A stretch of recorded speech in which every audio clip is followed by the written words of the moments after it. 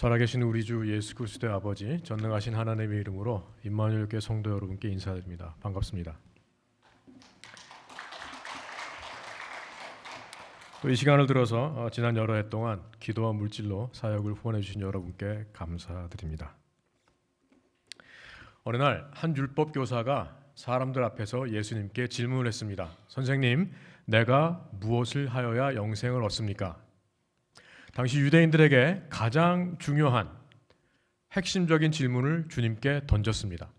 오늘날 우리 맥락에서 얘기한다면 예수님, 제가 무엇을 하여야 구원을 얻습니까? 라는 질문입니다. 그런데 문제는 이 사람이 몰라서 질문한 것도 아니고 주님께 뭔가를 배우려는 겸손한 마음으로 질문한 것도 아니라는 사실에 있습니다. 이 사람은 율법 학자였습니다. 당시 유대인들의 율법은 바로 성경이었습니다. 그는 성경을 너무나 잘 알고 있는 학자였습니다. 오늘날에도 그 유대인 랍비 가운데 꽤 유명한 사람들은 성경을 거의 다 외우고 있습니다. 그는 사람들 앞에서 예수님의 꼬투리를 잡아서 망신을 주고 또 대신 자신의 해박한 성경 지식을 자랑하려고 질문을 했던 겁니다. 그의 불손한 의도를 안 주님께서 대답을 하는 대신에 그에게 다시 물었습니다. 율법에는 뭐라고 기록되어 있으며 너는 어떻게 읽느냐? 질문한 사람이 다른 사람이었으면 굉장히 불공평한 상황이지만 질문한 사람은 율법 학자입니다. 당연히 그는 예수님께 정답을 말씀드렸습니다. 내 마음을 다하며 목숨을 다하며 뜻을 다하며 힘을 다하여 주 너의 하나님 여호와를 사랑하고 내 이웃을 내 몸같이 사랑하라 하였나이다. 정답이죠. 율법을 요약한 진술입니다. 10계명이 율법의 대표인데 1계명부터 4계명까지가 이웃사랑에 대한 율법이고 5계명부터 10계명까지가 1계명부터 4계명이 하나님 사랑에 대한 율법이고 그리고 5계명부터 10계명까지가 이웃사랑에 대한 계명이죠. 그러니까 예수님께서 말씀하시다. 내 말이 옳도다. 그렇게 행하라. 그러면 내가 살리라. 사실 제가 볼 때 예수님의 대답은 이런 뜻인 것 같습니다. 알면서 왜 물어봐? 그리고 당신이 대답한 대로 살면 되지. 사람들 앞에서 예수님을 망신주려고 자신의 지식을 좀 뻐기려고 했던 이 사람의 의도가 실패로 돌아갔습니다. 거꾸로 예수님이 선생님이 되셨고 자기가 학생이 돼서 착하게 대답을 했고 예수님께서 대답 잘했네. 이런 상황이 됐습니다. 이 사람이 지혜로웠으면 거기서 멈춰야 되는데 그 다음에 자신을 의롭게 보이기 위해서 질문 하나 더 했습니다. 그러면 제 이웃이 누구입니까? 어떻게 보면 불손한 의도가 전혀 없는 질문 같은데 사실 가만히 생각해 보면 이 질문은 굉장히 복선이 많은 질문입니다. 우리가 흔히 생각하듯이 당신의 이웃은 당신 주변에 있는 사람들입니다 라고 예수님이 대답하셨다고 가정을 해보시기 바랍니다.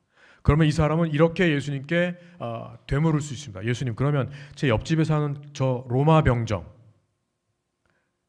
여호와 하나님을 업신여기고 우리 민족을 지금 억압하는 저 사람도 제가 사랑해야 됩니까? 우리 집 건너편에 있는 사람은 세리장인데 로마의 앞잡이가 되어서 동족을 괴롭히는 저 나쁜 사람도 제 이웃이란 말입니까?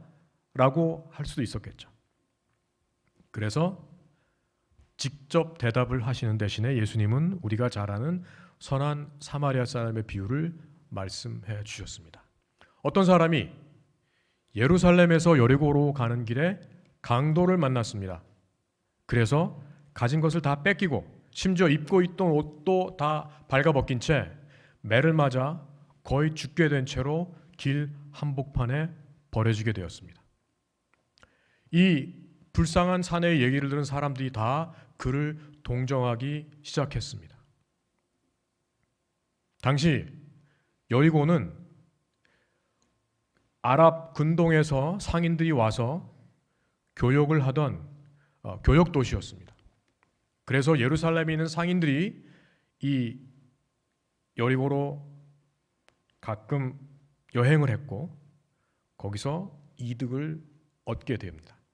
그런데 예루살렘에서 여리고로 가는 길은 거리가 한 18마일 정도 되고 그 18마일을 여행하는 동안에 언덕 위에 있는 예루살렘에서 바다보다 낮은 분지에 있는 여리고로 갑니다. 가는 동안 한 900m 정도를 하강을 합니다. 제가 94년도에 신학교 과정의 일부로 성경 지리학을 이스라엘과 3주 공부했는데 그때 그 여리고 길을 잠시 일부를 걸어봤습니다. 그때도 어떤 구간은 험악했습니다.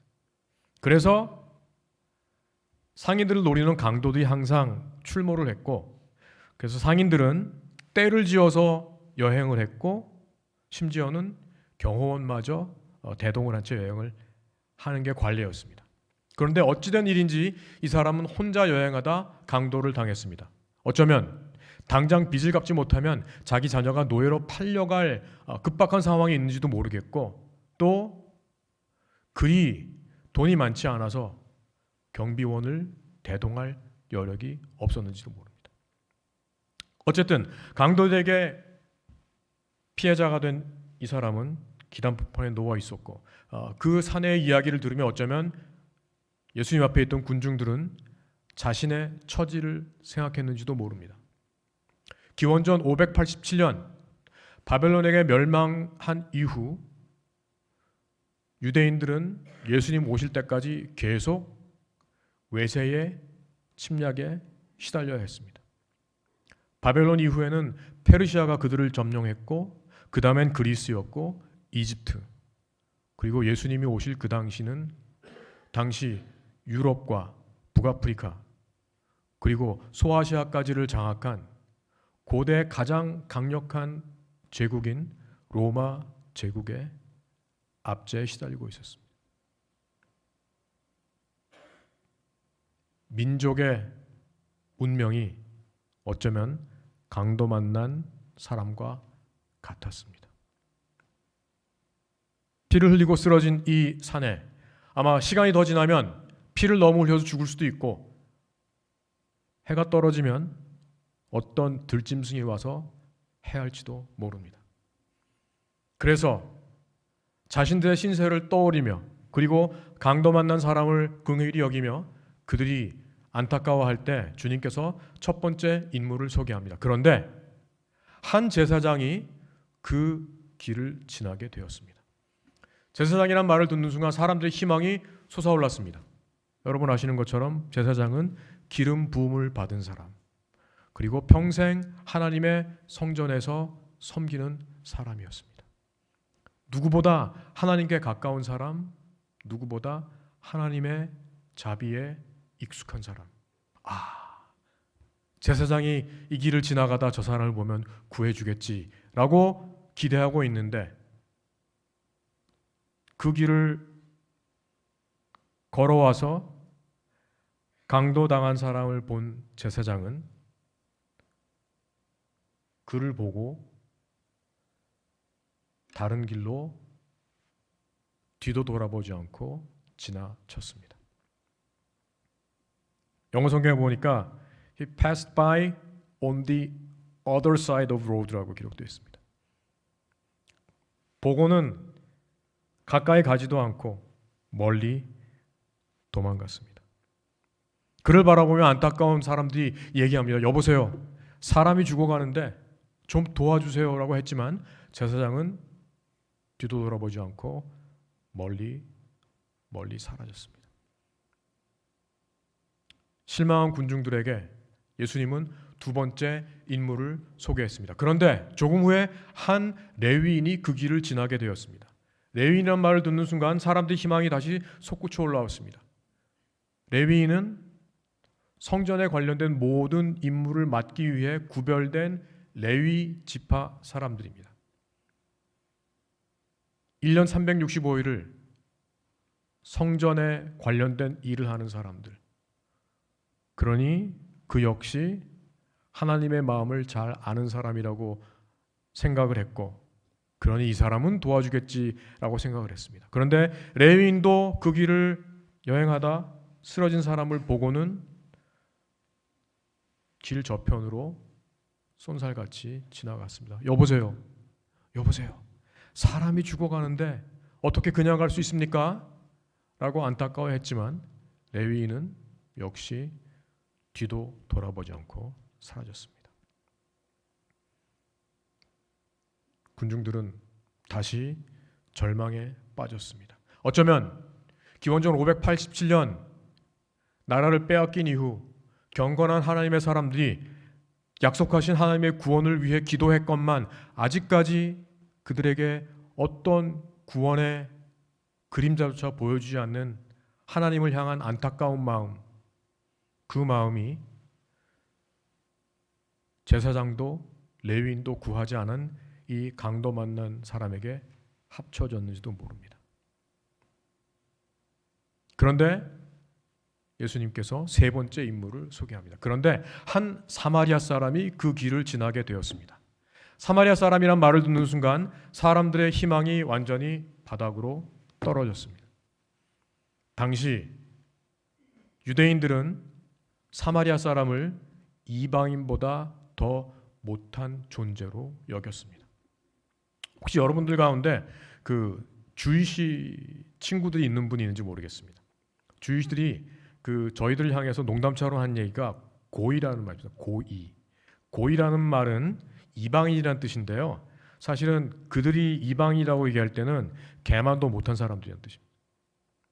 하나님을 모르고 율법 모르는 니들은, 할례를 안 한 니들은 개만도 못하다는 그런 뜻인데, 유대인들에게 사마리아 사람들은 그 개만도 못한 이방인보다 더 형편없는 사람들이었습니다. 그 이유는 그들의 역사와 관련이 있습니다. 기원전 720년 북이스라엘이 아수르에 망했습니다.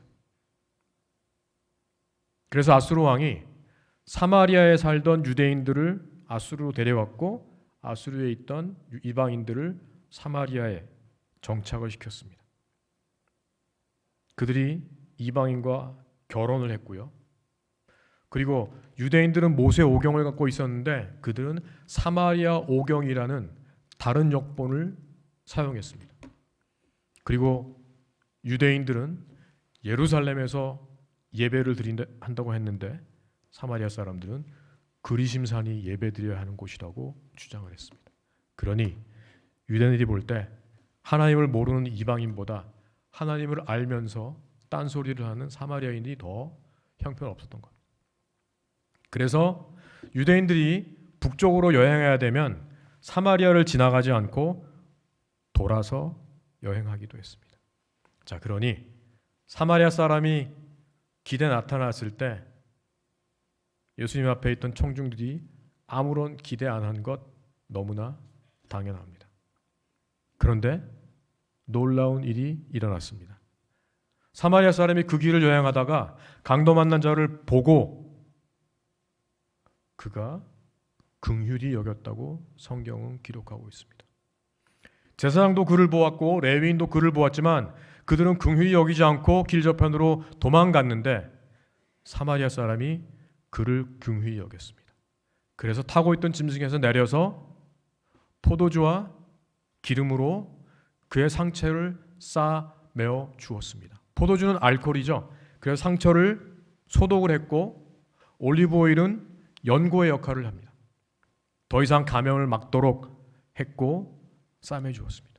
어쩌면 그를 습격했을 강도들이 다음 희생자를 기다리면서 숨어 있을지도 모르는데 이 사마리아인은 아랑곳 없이 상처를 싸맸고 그리고 자기가 타고 있던 짐승, 아마 노새나 나귀일 텐데 거기에 그를 태우고 주막으로 갔습니다.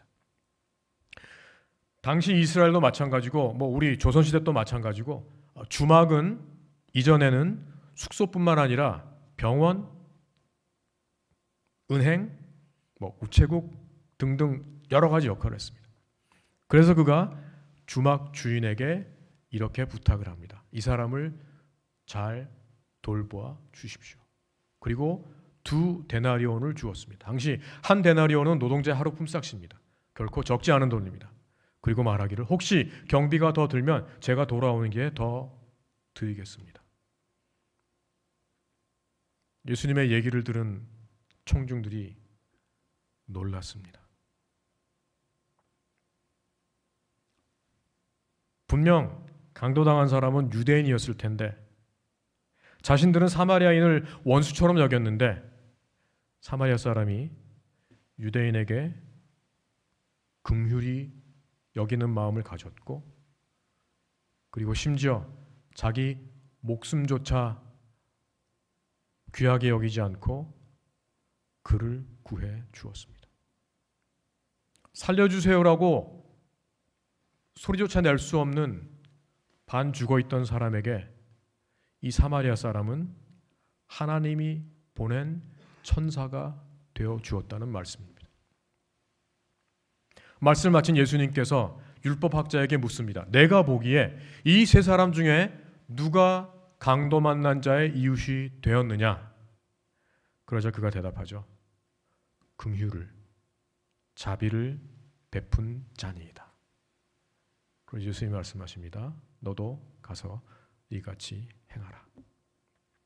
아마 여러분께서 지금까지 신앙생활 하시면서 오늘 본문의 말씀을 묵상도 많이 하셨고 또 설교도 많이 들으셨을 겁니다.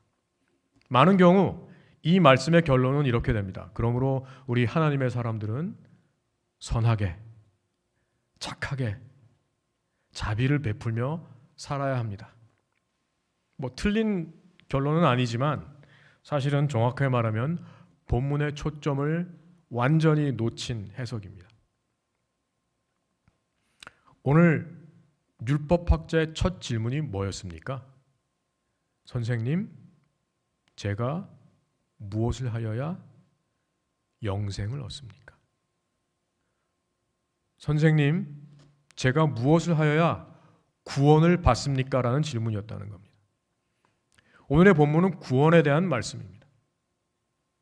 그리스도인으로서 이 땅에 어떻게 살아야 되느냐는 도덕에 관한 질문이 아니라 내가 어떻게 영생을 구원을 얻을 수 있느냐는 우리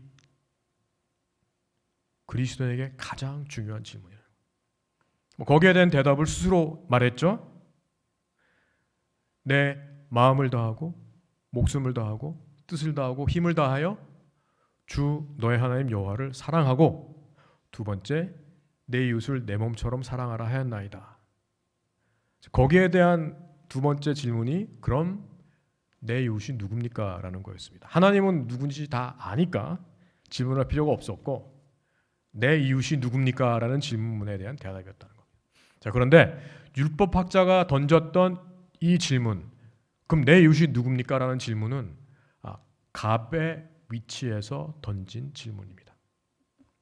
여러분, 갑을 다 아시죠? 무슨 말씀이냐?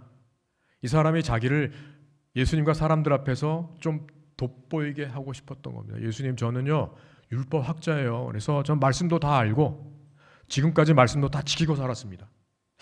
근데 저기 앉아있는 저 세리가 제 이웃이 될 수는 없지 않습니까? 저기 있는 저 창기가 제 이웃이 될 수는 없지 않습니까? 저 죄인이 제 이웃이 될 수는 없지 않습니까? 그래도 제 이웃이 되려면 저 정도 율법을 좀 알고 말씀도 잘 지키고 그런 사람이 되어야 되지 않을까요? 이런 마음에서 던진 질문이었습니다. 그런데 예수님께서 그 비유를 말씀하신 후에 그에게 되던진 질문이 뭐죠? 내가 보기에 이 세 사람 가운데 누가 강도 만난 자의 이웃이 되었느냐? 비슷한 질문 같지만 예수님의 질문은 율법학자의 질문과는 완전히 다른 자리에서 나오는 질문입니다. 율법학자는 갑의 위치에서 던졌지만 예수님의 질문은 지금 강도를 만나서 가진 것을 다 빼앗기고 옷마저 다 발가 벗김을 당하고 맞아서 거의 반 죽은 채 길 한복판에 버려진 강도 만난 사람. 그의 자리에서 던지는 절박한 질문이었다는 겁니다. 누가 저를 좀 도와주세요. 요즘 저는 매일 자살을 생각하고 있는데 누가 제 손을 좀 잡아주세요. 제가 암 사형 선고를 받고 너무 힘든 삶을 살고 있는데 누가 제 손을 좀 잡아주세요. 이런 절박한 을의 입장에서 하나님을 향한 부르짖음이라는 말씀입니다.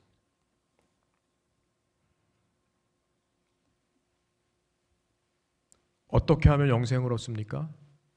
어떻게 하면 구원을 얻습니까? 오늘 본문에 의하면 우리가 강도 만난 이의 이웃이 되어야, 강도 만난 이의 손을 잡아주는 삶을 살아야 구원을 얻을 수 있다고 오늘 본문은 우리에게 가르치고 있습니다. 제가 살고 있는 노스필리의 이웃들, 저는 어쩌면 그들이 제 주변에 있는 강도 만난 이웃이라고 생각합니다. 저희 동네를 잠깐 보여드리겠습니다.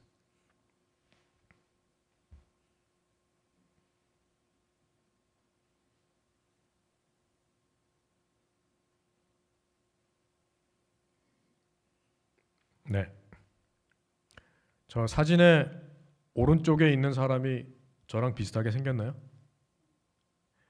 여러 해 전 겨울에 제 옆집 사는 이웃과 같이 찍은 사진입니다. 제가 사는 동네는 뭐 여러분 아마 아실 분도 계실 텐데 다이아몬드 스트리트하고 서스퀘어나 애버뉴 사이고요. 그리고 19th 스트리트하고 20th 스트리트 사이에 있는 우버 스트리트라는 곳에 제가 지금 살고 있습니다. 저는 사실 뭐 웨스트민스터 신학교에서 공부하기 위해서 유학생의 신분으로 왔다가 가난한 사람들의 이웃이 되라는 하나님의 부르심을 받고 2003년도에 지금 살고 있는 노스필리로 이사를 했습니다. 근데 2004년쯤에 필라델피아 시 경찰청에서 마약 사범 급단속을 했는데 그날 여기 신문 보시는 것처럼 137명을 체포했는데 하필 제가 새들어 사는 집 앞에서 찍힌 사진이 이렇게 필라델피아 인콰이어에 실렸습니다. 여러분 뭐 이 사진 한 장 보시면 제가 사는 동네가 어떤 곳인지 짐작하실 겁니다. 임마누엘 교회에서 조금 더 웨스트로 가면 또 이런 동네가 있죠. 제가 이사했을 때만 해도 다이아몬드 스트리트에 이렇게 한 블럭 전체가 거의 빈 채로 버려져 있기도 했습니다. 여기 보시는 집은 지금은 채취가 금지된 브라운스톤으로 지은 집인데 버려진 지 너무 오래돼서 시에서 철거를 했습니다. 가끔 저한테 이렇게 묻는 분들이 계십니다. 목사님 동네 혹시 홈리스 있습니까? 근데 저희 동네 길에서 자는 홈리스는 거의 없고요. 그 대신에 이렇게 빈집에 무단 거주하는 스쿼터라고 불리는 사람들은 꽤 있습니다. 집이 비게 되면 시에서 전기 끊고 수도 끊고 가스를 끊죠. 그리고는 사람들이 와서 집 안에 있는 그 캐스트 아이언 레디에이터, 그 다음에 카퍼 파이프, 그 다음에 심지어 동으로 만든 전기줄까지 다 빼갑니다. 심지어는 뭐 문도 빼가고 유리창도 빼가고 그런 집에 사는 거예요. 그러니까 겨울에 추위를 견디기 위해서 저렇게 불을 떼서 몸을 녹이기도 합니다. 지금 보시는 사진은 제 옆집 살던 그 한 어머니의 침실 천장입니다. 어느 날 아마도 지붕에 물이 새서 계속 새 내리다가 무게를 견디지 못해서 천장이 내려앉았습니다. 그래서 그 밑에 있던 새로 산 침대를 완전히 못 쓰게 돼서 버려야 했고, 그리고 이분이 랜드로드한테 전화를 했습니다. 좀 이렇게 됐으니 와서 수리를 해달라. 그랬더니 집주인이 하는 얘기가 2층에 올라가면 합판이 있을 테니까 네가 그 합판으로 막어였습니다. 이분이 10대 아이가 3명이 있었어요. 그런데 이게 그 가족이 살고 있던 부엌의 모습입니다. 이사 가고 난 사진이 아니라 살고 있는, 살림을 하고 있는 사진입니다. 여러분 같으면 이런 집에 한 달 렌트를 1200불 내고 사시겠습니까? 그럴 리가 없죠. 그런데 이 자매는 다른 곳에 갈 수 있는 옵션이 없습니다. 자, 제가 10대 자녀가 셋인데 아들 하나, 딸 둘이라 그랬죠. 그러면 방이 몇 개 필요하죠? 3개. 여러분 1200의 3베드룸 아파트먼트가 있는 동네가 어디죠? 저희 동네밖에 없습니다. 그러니까 집주인은 그런 형편을 알기 때문에 렌트는 꼬박꼬박 챙기면서 천장이 내려앉아도 뭐 네가 알아서 해라고 배짱을 튕길 수 있습니다. 제가 2009년부터 2017년 초까지 새들어 살던 집의 1층 사진입니다. 저도 1층이 이런 집에 2층 아파트를 빌려서 여러 해 살았습니다. 가끔 이웃들의 집을 가보면 벽에 곰팡이가 까맣게 쓸어 있기도 하고 부엌에 가스 오븐이 작용 안 하기도 하고 겨울에 히터가 고장나서 부엌에 있는 가스 오븐을 다 틀어놓고 난방을 하기도 합니다. 물론 다 그렇게 나쁜 집주인들은 아닌데 많은 경우 그런 열악한 환경에 살고 있습니다. 몇 년 전에 제가 알러지 전문 닥터를 만났는데 그분이 하시는 얘기가 알러지 중에 바퀴벌레 알러지가 있대요. 들어보셨나요? 아마 여러분들은 바퀴벌레 알러지는 안 계실 거예요. 근데 저희 동네 아이들 중에, 어른들 중에 바퀴벌레 알러지가 있는 사람들이 있습니다. 왜 그런지는 상상이 가시죠. 그러다 보니 어린아이들인데 천식에 시달리는 아이들이 너무나 많습니다. 가난한 것도 서러운데 저희 동네는 또 사건 사고가 많은 동네 중에 하나입니다. 2003년부터 2007년까지 필라델피아가 미국 대도시 중에 살인사건이 가장 많이 일어난 도시로 꼽힌 적이 있습니다. 그때 또 인콰이어에서 친절하게 저희 동네 지도를 이렇게 만들어줬습니다. 여러분 지금 이 지도에 있는 까만 점이 뭘 나타내는지 짐작이 가시죠? 그 몇 달 동안 살인사건이 일어난 지점을 표시한 겁니다. 제가 지금 살고 있는 동네가 오른쪽에 동심원이 이렇게 까맣게 있는 저쪽에 제가 지금 살고 있습니다. 2021년 팬데믹이 진행되던 중 6월 달쯤으로 기억하는데 저희 동네에 총기 사고가 있었습니다. 제 바로 옆 블락에서 일어난 사건인데 앙심을 품은 한 청년이 반자동 소총으로 길 건너편을 향해서 무차별 난사를 했습니다. 그래서 보시는 것처럼 주차되어 있던 차가 완파가 되었고 길 건너편에 있는 드럭 딜러가 살해됐습니다. 그런데 그렇게 쏘아대던 총알 하나가 건너편에 있는 집 문을 뚫고 들어갔고 또 다른 총알은 창문을 뚫고 들어가서 거실에서 TV를 보고 있던 15살짜리 여자아이의 등을 관통했습니다. 그 여자아이는 저희 캠프에 왔던 아이고 그래서 제가 식구들을 다 아는 아이였습니다. 새벽에 전화가 왔습니다. 그런 끔찍한 일이 있었다고.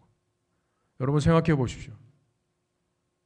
딴 데도 아니고 집 거실에서 TV를 보고 있던 딸이 밖에서 날아들어온 총알에 맞아 피를 흘리고 쓰러졌다고 생각해 보세요. 그 아이를 들쳐업고 병원 응급실로 갔다 온 엄마의 마음이 어떻겠습니까? 다행히 그 아이는 수술을 잘 마치고 회복을 해서 학교를 잘 다니고 있지만 지금도 총성을 들을 때마다 그때의 트라우마에 시달리고 있습니다. 그해 봄 저희 동네에 있는 초등학교에서 학교를 마치고 집에 가던 아이가 학교에서 길을 건너자마자 습격을 받아서 그 자리에서 숨졌습니다. 17발의 총알이 발사됐고 그 중에 7발이 그 어린아이의 몸에 명중이 되었고 그 아이는 그 자리에서 사망했습니다. 그런데 경찰은 아직까지도 범행의 동기가 뭔지, 누가 그 일을 저질렀는지 모르고 있습니다. 저희 블락 바로 건너편에서 드럭 딜러들이 갱워를 했습니다. 낮 1시에 양쪽의 갱들이 총을 쏴서 전쟁터를 연발했고 다음 날도 똑같은 일이 벌어졌습니다. 그리고 어느 날 저희 집 바로 건너편에서 마약을 팔던 드럭 딜러를 검거하기 위해서 영화에서나 보던 것처럼 경찰차가 10대 넘게 출동을 해서 저희 집 앞을 막고 검거하는 일도 생겼습니다. 저는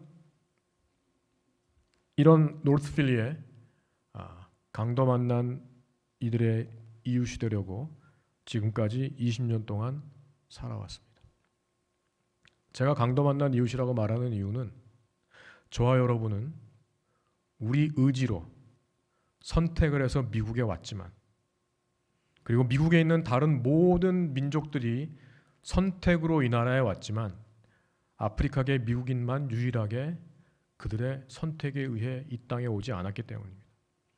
아시는 것처럼 그들은 아프리카에서 짐승을 사냥하듯 노예상에게 붙들렸고 자기 의지와 아무 상관없이 이곳에 노예로 팔려왔습니다.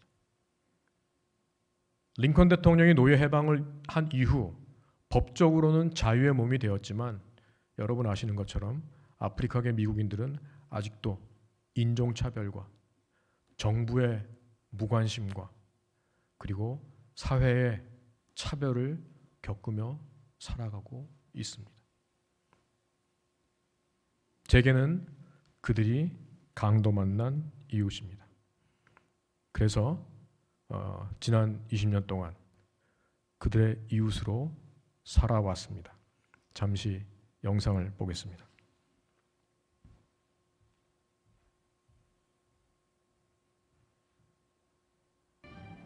미국 동부에 위치한 필라델피아. 이곳은 미국 최초의 수도이자 상권이 발달한 대도시입니다. 하지만 이렇게 화려한 도심에서 불과 몇 블록만 지나면 전혀 다른 세상이 펼쳐집니다. But for like the most, it's really, it's like picked out to be, one of the dangerous neighborhoods in Philadelphia. Most of the same things happen here, Kids get shot, women get shot, children get shot, and we have to deal with it. 하루도 조용할 날이 없는 이 동네는 미국 최대 우범 지역으로 손꼽히는 노스 센트럴입니다. 그런데 이런 위험한 동네에 유독 평화로워 보이는 한 남자가 있습니다. 19년째 이곳에 살고 있는 이태우 목사입니다. 어떤 사람들은 이곳을 창살 없는 감옥이라고 부른다는데요. 도저히 대물림되는 가난을 벗어날 길이 없기 때문이죠. 미국에 가난한 흑인으로 산다는 것은 이중 삼중의 차별에 시달리는 거예요. 일단 백인들로부터 흑인이라는 이유로 인종차별을 받고 정부에게 버림을 받았고 사회에서 차별당하는 사람들. 그러니까 그 사람들한테 하나님이 당신을 사랑합니다. God loves you 그러면 욕먹기 십상입니다. 그래서 저는 하나님이 당신을 사랑합니다라는 메시지를 제가 할 수 있는 한 삶으로 전하는 거죠. 그러니 태우 너는 배고프고 헐벗고 감옥에 있고 병든 이들에게 가서 그들에게 좋은 이웃이 되라고 말씀해 주셨고 저희 동네로 이사를 왔죠. 삶으로 복음을 전하기 위해 이 동네로 이사 온 후 그가 가장 먼저 했던 일이 있습니다. 빈민가 특징 중에 하나가 쓰레기가 정말 넘쳐나고 그리고 사람들이 아무도 쓸지 않습니다. 그래서 좋은 이웃으로 내가 할 수 있는 일, 빗자루를 들고 골목을 청소하기 시작했죠. 청소와 함께 동네를 가꾸기 위해 그가 했던 일이 또 있습니다. 지저분한 쓰레기를 치우고 꽃 화분을 갖다 놓자 삭막했던 동네가 점점 아름다워졌다는데요. 그의 진심이 통해서였을까요? 시간이 지날수록 조금씩 마음의 문을 열기 시작한 동네 주민들. 이 동네 와서 이제 여러 가지 발견한 것들 중에 하나는 방치된 아이들입니다. 그래서 학교를 가야 할 시간인데 길거리를 배회하는 아이들을 보기도 하고 또는 지금은 이제 집에 들어가야 될 시간인데 늦은 밤에 길거리에 있는 아이들이 하나둘씩 보이기 시작했습니다. 결국 이들에게 가장 필요한 것은 복음이라는 거예요. 그러니까 복음 안에서 내가 하나님의 형상대로 지음받은 존귀한 존재라는 것을 깨달아야 세상의 인종차별이나 눈총들을 스스로 감당할 수 있는 거고, 그래서 복음을 통해서 이 아이들이 가난의 대물림을 끊을 수 있도록 하나님께서 제게 그 여름 캠프를 할 수 있는 기회를 열어주셨죠. 매년 여름방학이 찾아오면 삭막했던 동네가 아이들이 마음껏 뛰어놀 수 있는 여름 캠프의 장으로 바뀝니다. 여름 캠프는 지난 2006년부터 시작했는데요. 빈민가의 복음을 전하고 아이들에게 꿈을 심어주며 13년째 계속되고 있습니다. I learned about him that he is a part of your life. He is in your family. He made you, he is for you, and he is watching over you. No matter how rough or tough the individuals are, they respect Tehu as a pastor. When I walk down the street with him, he's greeted as pastor, which is not typical in Philadelphia culture. That's relatively exceptional. 그가 본 목사님은 좀 특별했습니다. 동네 총기 사고 피해자 장례식을 찾아온 목사님은 처음이었답니다. Like I said, it was shocking to see you there because like you didn't have no like relations with him, and you were there like being like condolences to the mother. That's love. That's love. That's considered love around here. Started. Like I said, this considered one of the dangerous neighborhoods in Philadelphia. Right? And you right here, you see clear though. As you said, you know, man upstairs on my side. Right. So, yeah, you gotta balance it out. That's you why know. the man upstairs that's why God gonna bless you the way He's gonna bless you, man. Thanks. Like, you don't gotta do none of that. You Right. really be doing Exactly. that. Yeah. You do a lot to them kids. It ain't that. 가장 먼저 목사님을 반기는 건 동네 아이들입니다. 옆집 꼬마에게 한국에서 사온 선물을 나누며 사랑을 표현해 봅니다. Right. All right. You might give me another present? You're a special boy. You right? You like it? All right. Give me a hug. Yes. Just thankful that I met him because he changed my life a lot. My son got killed and he helped me out so much. I don't care where I'm at, what I'm doing. If you need me, I will be there. I love him to death. Love him to death. And we're not, as a person and as a friend. And I think God has sent him down here for a purpose. 죄인 된 우리를 위해 이 땅에 오셔서 친구가 되어주신 예수님처럼 소외되고 가난한 자들의 좋은 이웃이자 친구가 되어준 이태훈 목사. 지금 우리도 이들처럼 누군가에게 변함없이 좋은 이웃이 되길 바랍니다. 네, 그래서 이웃들과 친해졌고 2006년부터 제가 사는 집 앞에 길을 막고 캠프를 했습니다. 팬데믹 때 2년 못했고 다시 작년부터 캠프를 다시 시작했고요. 또 매년 땡스기빙 때가 되면 저희가 터키 바스켓을 만들어서 각 가정에 직접 배달도 해드리고요. 또 12월 초에는 동네 사람들을 위한 크리스마스 파티를 해서 가족들을 초대하고 그리고 산타클로스가 아이들에게 선물을 나눠줍니다. 캠프를 통해서 아이들이 변하는 걸 보고 그래서 이 아이들을 좀 1년 내내 돌보아 주려는 마음으로 선교센터를 만들기 위해서 저희 집 건너편에 있는 사진에 보이는 빈 건물을 샀고요. 그리고 그 옆에 있는 빈 땅 2필지도 이제 시 경매 가서 구매를 했었습니다. 그래서 원래 계획은 이렇게 수리를 해서 옆에 익스텐션을 해서 선교센터를 지을 생각이었는데 2019년 건물이 붕괴 위험이 있다고 시에서 철거를 했습니다. 그래서 지금은 이렇게 빈 땅만 남아 있습니다. 그런데 또 하나님께서 지혜를 주셔서 저희 동네에 있는 교회와 함께 협력을 하게 해주셨습니다. 그래서 팬데믹 전에 그 교회 건물을 빌려서 방과후 학교를 시작을 했고 팬데믹 시작하면서 지금 못하고 있는데 여기 필요한 공사를 마치면 아마 올 연말 전에는 다시 캠프를 다시 방과후 학교를 여기서 아마 진행 같습니다. 말씀을 맺습니다. 세상은 저와 여러분에게 없는 거, 부족한 거를 자꾸 보게 만듭니다. 그래서 항상 상대적 빈곤감에 처하게 합니다. 맞죠? 도요타를 사시면 갑자기 렉서스 타는 사람이 보이고, 렉서스를 타시면 또 그보다 더 좋은 차를 타는 게 보이는 게 사람의 인지신정입니다. 렌트를 사시는 분은 집을 소유한 사람이 부러워 보이는 거고, 집이 있는 분은 자기보다 더 큰 스퀘어 핏을 살고 있는 사람이 부러워 보이는 겁니다. 그래서 세상은, 만몬은 우리가 항상 가난하다고, 나는 행복하지 않다고 그렇게 살기를 원합니다. 많은 그리스도인들도 거기서 벗어나지 못하고 있는 것 같습니다. 많은 성도들이 아직도 하나님께 받을 복을 소망하며 살아갑니다.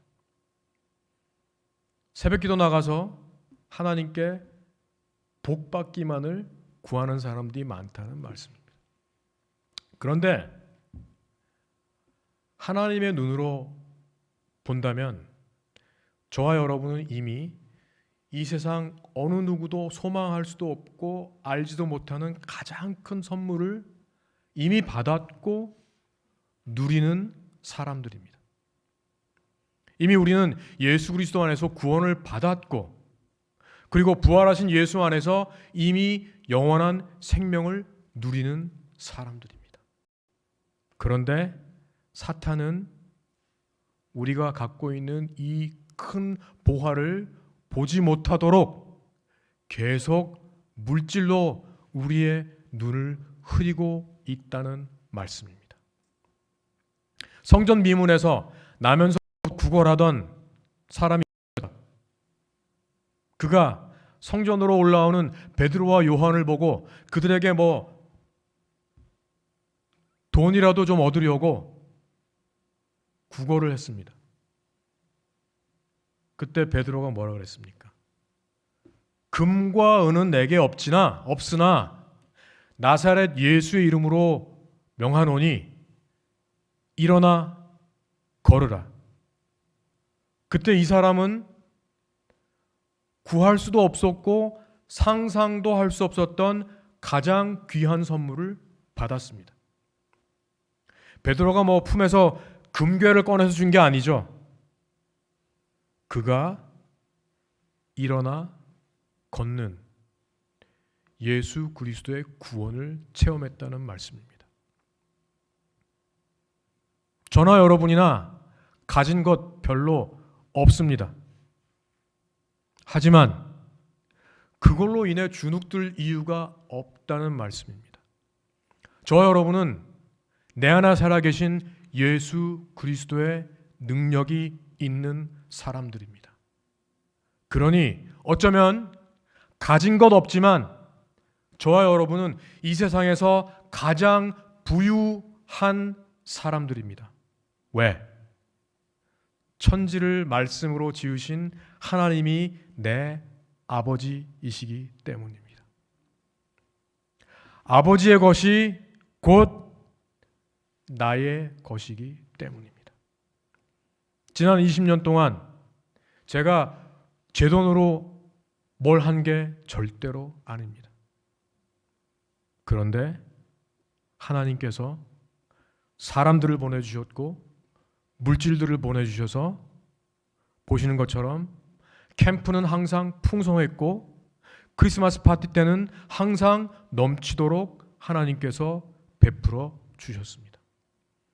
그래서 자랑 같지만 저희 동네에 제가 레퓨테이션 좀 있습니다. 이태호 목사님이 뭐 하면 무조건 가야 돼. 왜? There's something special. 그 스페셜이 뭡니까? 하나님의 은혜죠. 지금까지 어쩌면 여러분들은 위만 바라보며 살아오셨는지도 모릅니다.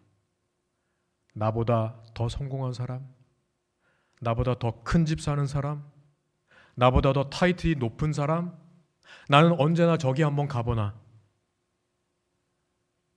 그러나 여러분, 우리 하나님 아버지의 눈은 높은 곳에 주목하시지 않습니다. 주님은 낮은 곳에 있는 사람들, 부끄러워 나오지도 못하는 사람들, 아무도 그가 있는지조차 모르는 이들에게 우리 하나님 아버지의 눈이 초점이 맞추어져 있다는 겁니다. 이제 이렇게 기도하십시오. 하나님, 제 주변에 강도 만난 이들을 보여주십시오. 제가 그들에게 좋은 이웃이 될 수 있도록 하나님 도와주십시오. 그때 여태까지 보이지 않았던 분들이 여러분 눈에 보이기 시작하실 겁니다. 그때까지 떠올리지 않았던 이름들이 기도하는 가운데 여러분 머릿속에 떠오르기 시작할 겁니다. 그들에게 다가가십시오. 가진 게 없다고요? 예수님이 있습니다. 손 한번 잡아주십시오.